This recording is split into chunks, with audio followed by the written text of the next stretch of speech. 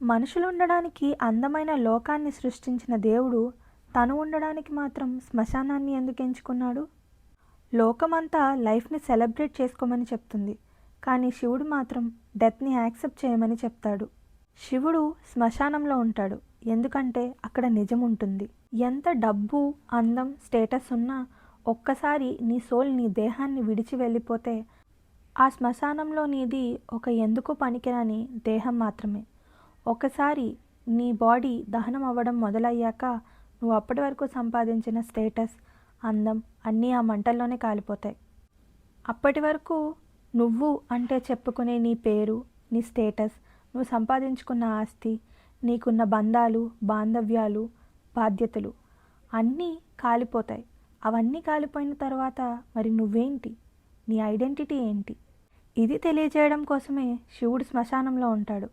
అసలైన స్వాతంత్రం నీకున్న బంధాలు, బాధ్యతలు విడిపోయాక మాత్రమే మొదలవుతుందని తెలియజేయడానికి. అన్నిటినీ వదిలేసిన నీ ఆత్మకి నేనున్నాను అని ధైర్యం ఇవ్వడానికి. జీవితంలో ఏది శాశ్వతం కాదు అని చెప్పడానికి. శివుడు నీ కోసం ఎప్పుడూ శ్మశానంలో ఎదురు చూస్తూనే ఉంటాడు.